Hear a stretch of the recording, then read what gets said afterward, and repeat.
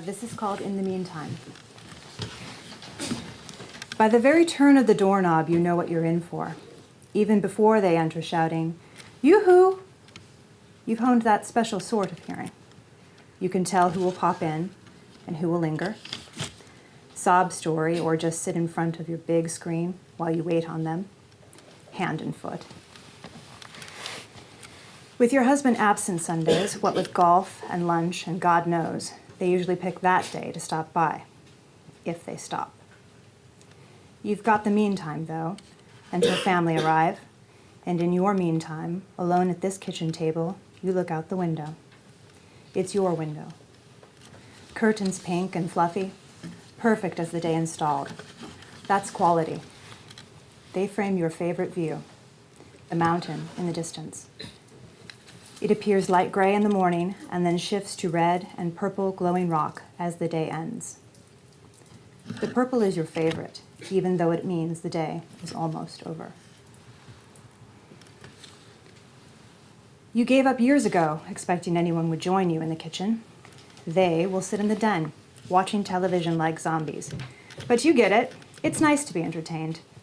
You've got your scissors and your newspapers and the Reader's Digest and your stacks. Recipes you'll never make, share space with clippings of stupid people doing stupid things. A separate stack for movie stars. Everything goes in the red leatherette binder you've kept since you were a girl. Your clippings are in color now, but you liked it better back in black and white. Back then, red hair didn't feel so red. A special stack for church misdeeds lies next to a manila envelope. Cut out regularly, doled out incrementally, and delivered by post with a note stapled to a clipping, you write to that Catholic who married your son, "Thought you should know, love, Mom." You've been accused of many things, but no one could ever accuse you of not being generous. In your house, there's always enough for everyone. If they stop, you'll make them a sandwich. Make them two, in fact, because the world's a terrible place, and your cold meatloaf with mayos and pickles makes it better. You once showed the girls how to make it. First step was removing your rings. The girls tried them on, and you explained that they were perfect diamonds. The youngest shouted, "I'm a diamond!" And you took those rings away. Safely placed in the tiny abalone dish next to the soap, you return to your lessons since their mother teaches them nothing useful. The secret is in the kneading, you explain. You've got to knead that ground beef, egg, and breadcrumb concoction forever. You have to thrust your hands in the bowl and grab it. Feel it squish between your fingers and repeat. Repeat it until you can't even feel your knuckles. Your hands grew so cold from the effort that they ached. You tell the girls it's worth it, though, because one taste and you'll want more. The weather takes a turn, like it's known to every decade or so, and mist covers your mountain. Its peak gathers a marshmallow fluff topping, reminding you of the volcano. You had arrived in paradise to join your husband and found him largely indisposed, golfing, God knows what, and you were just left alone.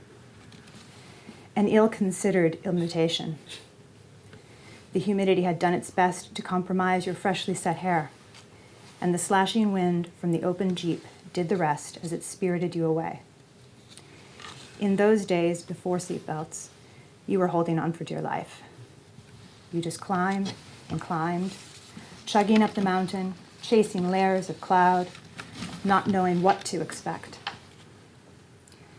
Danger was contemplated, but you'd already accepted the ride and didn't want to ask stupid questions. When the mist cleared, you'd expected something else. You reorganized. You thought you'd see hot and burning lava, but it was like the moon.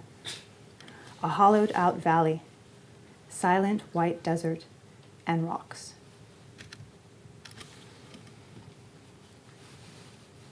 You are ready now, but you have nothing much to do but wait for that sound, that disturbance, seconds prior to the turning of a doorknob. That sound that tells you who is visiting. You sit at the kitchen table and watch your view as it purples. The house is silent, and you wonder why you've never stood on your mountain. It's far enough away that sometimes you think it might not even be there. Maybe even that window isn't a window. Maybe you hung that view with pink curtains yourself. Thank you.